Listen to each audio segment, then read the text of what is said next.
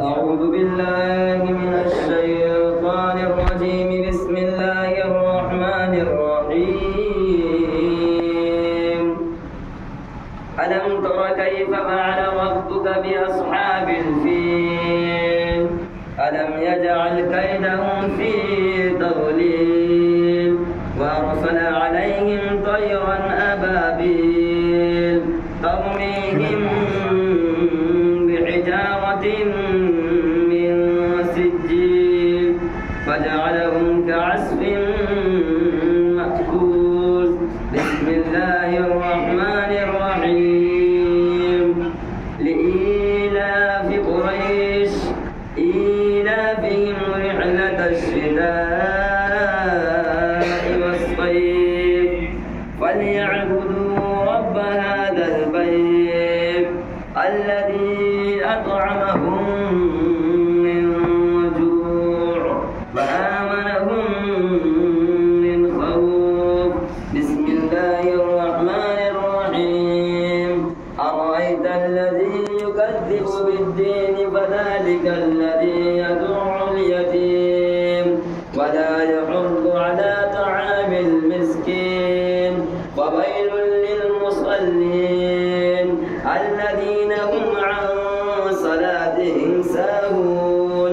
الذين هم يراءون ويمنعون الماعون. بسم الله الرحمن الرحيم.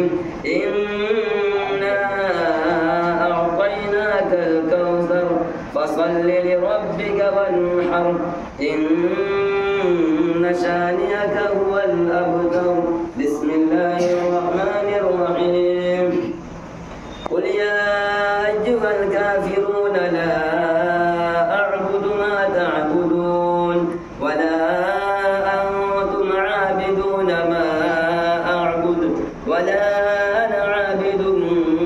ما عبدتم ولا أنتم عابدون ما أعبد لكم دينكم ولي دين. بسم الله الرحمن الرحيم. إذا جاء نصر الله والفتح ورأيت الناس يدخلون في دين الله أفواجا فسبح بحمد ربك واستغفره إنه كان توابا. بسم الله الرحمن الرحيم. تبت يدا أبي لهب وتب ما أغنى عنه ماله وما كسب سيصلى نارا ذات لهب وامرأته حمالة الحطب في جيدها حبل من مسد. بسم الله الرحمن الرحيم. قل هو الله أحد الله الصمد لم يلد ولم يولد ولم يكن له كفوا أحد. بسم الله الرحمن الرحيم. قل هو الله أحد الله الصمد لم يلد ولم يولد ولم يكن له كفوا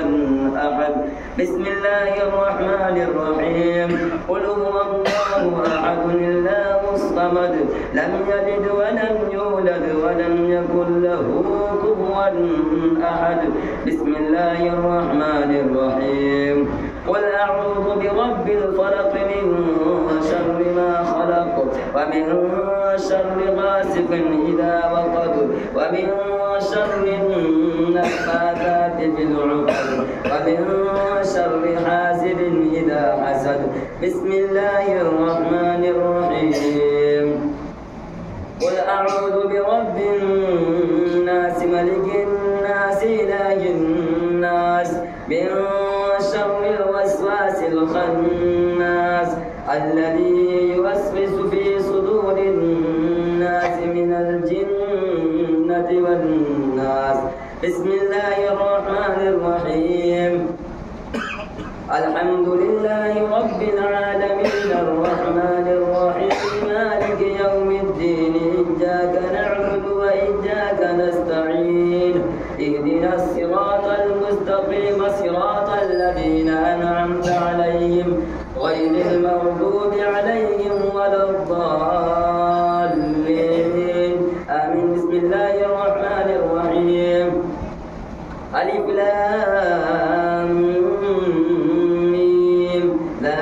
ألف لام ميم ذلك الكتاب لا ريب فيه هدى للمتقين الذين يؤمنون بالغيب ويقيمون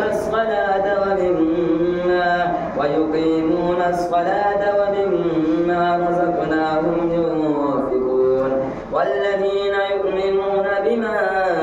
أنزل إليك وما أنزل من قبلك وبالآخرة هم يوقنون أولئك على هدى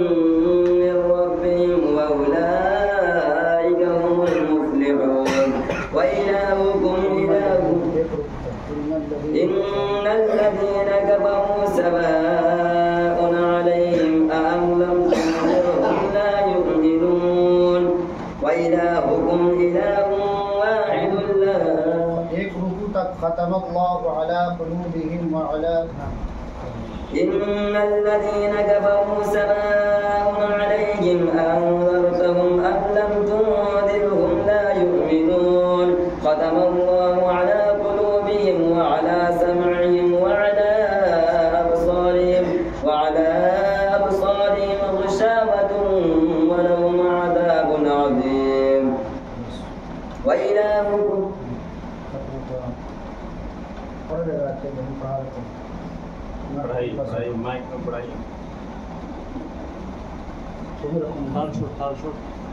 أعوذ بالله من الشيطان الرجيم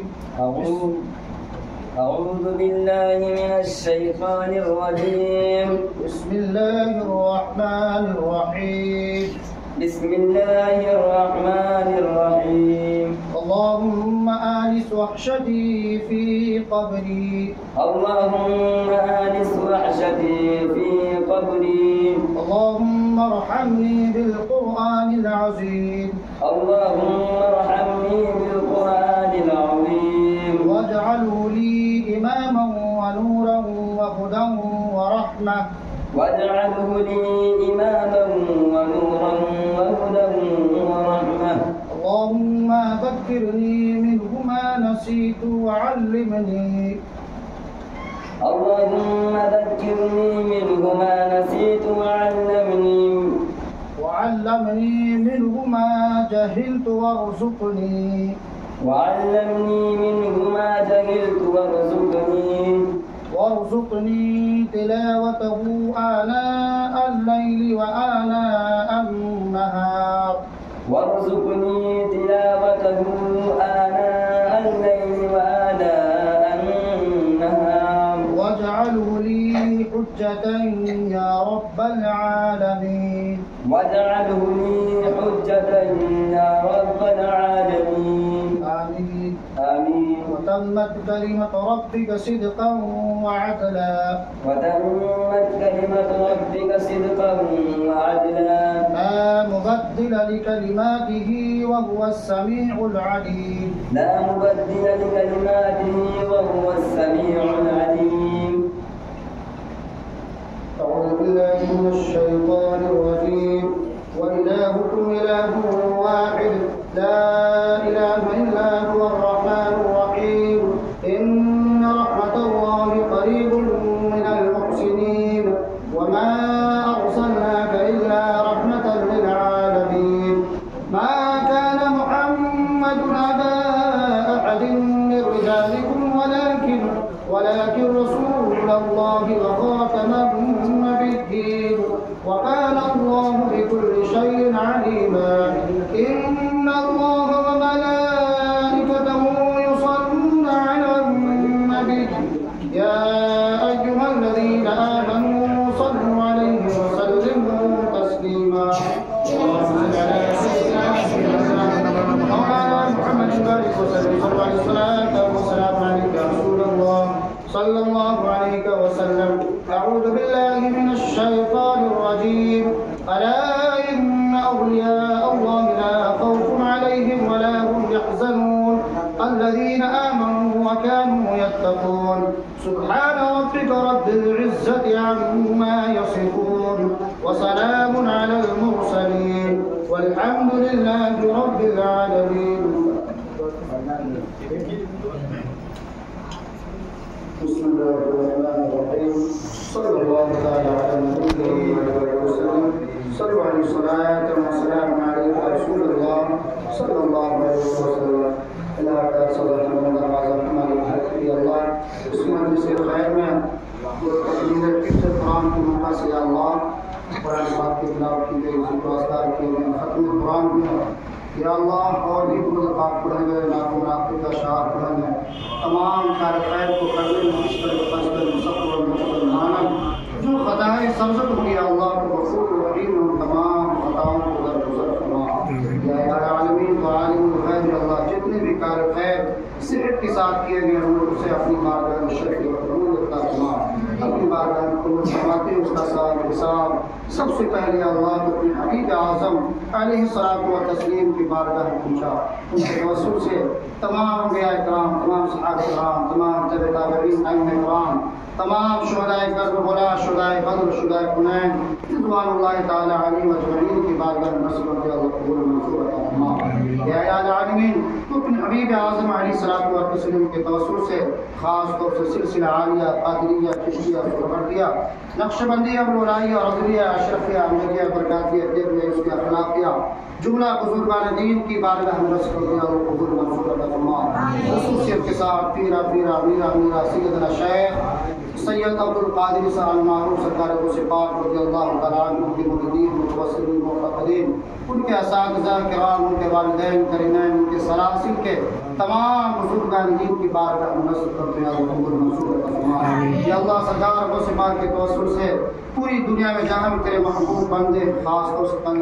تیرے جو اولیاء اعظام ہیں یا اللہ جہاں بھی لیٹے ان کی ارواح کو نظر کرتا ہوں یا اللہ قبول منظور عطا فرما خصوصیت کے ساتھ سرکار خواجہ غریب نواز سرکار مقبول پچوچوی سرکاری مختوم بہاری حضور سے سلام مسعود قاضی حضور مجدد الفسانی حضور صادق پاک حضور اعلی حضرت حضور الاسلام سرکار مفتی اعظم ہند حضور سرکار دارالشریعہ حضور حافظیت حضور مجاہد ملت سرکار تیغ علی اور یہاں کے دونوں پاکستان میں اور جتنے بھی سامعین ہیں حاضرین ہیں ان کے بھی خاندان در خاندان پیش و خارج سے جو لوگ اس دنیا سے کوچ کر گیا اللہ اگر وہ تیرے عذاب میں مبتلا ہے یا اللہ تو غفور الرحیم ہے ان کا عذاب سے نجات عطا فرما ہم تمام لوگوں کے گناہ کبائر صغائر معاف فرما یا اللہ جو لوگ اس دنیا سے چلے گئے ان کی قبر میں رحمت کی بارش کا فرما یا الہ العالمین تمام انبیاء اعظام تمام اولیاء اعظام کے توسل سے خاص طور سے یہ جو مجلس خیر تکمیل حفظ قرآن کی موقع سے اس کا اہتمام ہوا خاص طور سے اللہ جو بچے ہیں تیری مقدس کتاب کو اپنے سینے میں محفوظ کے اللہ اسے تو اپنی حفظ و امان میں رکھ یا اللہ اسے خاص طور سے قرآن کو یاد رکھنے کی توفیق و رفیق عطا فرما یا اللہ ان کے دل میں یا اللہ علم کی روشنی عطا فرما یا اللہ حافظ باعمل بنا یا اللہ قرآن کو یاد رکھنے میں اور یاد کرنے میں یا اللہ آسانی عطا فرما یا اللہ ہر آفت و بلیات سے بچا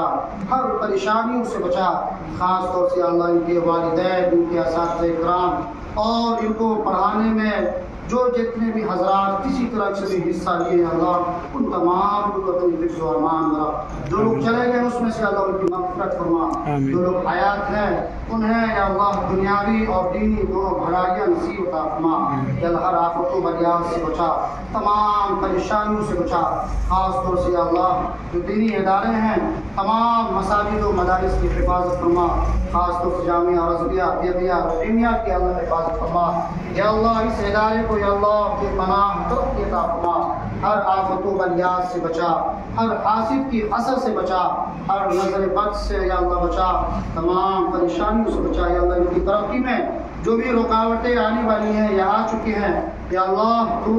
قادر مطلق ہے اللہ ان تمام رکاوٹوں کو درگزر فرما ان تمام رکاوٹوں کو دور فرما یا اللہ یہ تیرے محبوب اعظم علیہ الصلوۃ والتسلیم کا گھر ہے اس گھر کی تو حفاظت فرما ترقی عطا فرما اور جتنے لوگ اس کے معاونین ہیں یا اللہ تمام لوگوں کے کاروبار میں بے پناہ ترقی عطا فرما یا اللہ اساتذہ کرام جو دین دنیا کی کی بھلائیاں نصیب عطا فرما، آفتوں و بلیات سے بچا، خاص طور سے اللہ ہمیں اور تمام اساتذہ کرام کو یا اللہ دینی لگن اور شوق عطا فرما، خاص طور سے جو بچے دینی تعلیم حاصل کرنے کے لیے دور دراز سے جو یہاں اس مدرسے میں آئے اللہ تمام کو حافظ باعمل بنا دے یا اللہ۔ اگر کوئی پڑھنے میں کل ذہن ہے یا اللہ تو قادر مطلق ہے اللہ، اس کے ذہن کو کشادہ کر دے یا اللہ، ان کے ذہن کو اعلیٰ کر دے یا اللہ۔ جن کے دل اگر گناہ سے سیاہ ہو گئے اللہ تو غفور رحیم ہے اللہ، گناہوں کو معاف کر کے اس کے دل کو روشن کر دے یا اللہ۔ خاص طور سے یہ بزرگوں کا قول ہے کہ قرآن عظیم مقدس کتاب ہے اور یہ مقدس کتاب صاف دل میں اترتے ہیں اللہ، ہم تمام لوگوں کے دلوں کو صاف کر دے، روشن کر دے۔ جتنے بچے پڑھنے والے ہیں اللہ ان کے دل و دماغ کو روشن کر دے، ان کے دل کو صاف کر دے اور قرآن کو یاد کرنے میں اللہ آسانی عطا فرما۔ اللہ تیری مقدس کتاب ہے، تو نے وعدہ کیا اللہ اس قرآن کی حفاظت ہم ہی کریں گے، اور حفاظت کے جو ذریعہ ہے اللہ یہی بچے ہیں، یہی دینی طالب علم ہے یا اللہ، ان کی حفاظت فرما اور قرآن کو یاد کرنے کی توفیق و رفیق عطا فرما۔ خاص طور سے ہم تمام کو یا اللہ جو شرعی احکام ہے اس کا عمل کرنے کی توفیق و رفیق عطا فرما، قرآن کے احکام پر عمل کرنے کی توفیق و رفیق عطا فرما۔ اللہ جو قرآن کا فیضان ہے اس فیضان سے ہم تمام کو مالا مال فرما یا اللہ۔ قرآن کی جو برکتیں ہیں وہ اس برکتوں سے اللہ ہم تمام کو مالا مال فرما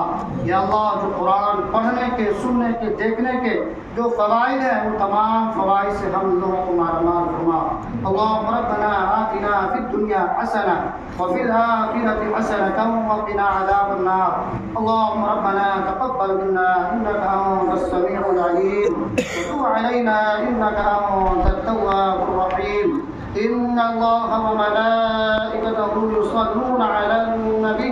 يا أيها الذين آمنوا صلوا عليه وسلموا تسليما۔ صلوا عليه صلاة وسلام عليك يا رسول الله صلى الله تعالى عليه وسلم، وصلى الله تعالى على خير خلقه محمد وعلى آله وأصحابه أجمعين، آمين برحمتك يا أرحم الراحمين بحق لا إله إلا الله۔ چلو سب لوگ سے سلام کرو۔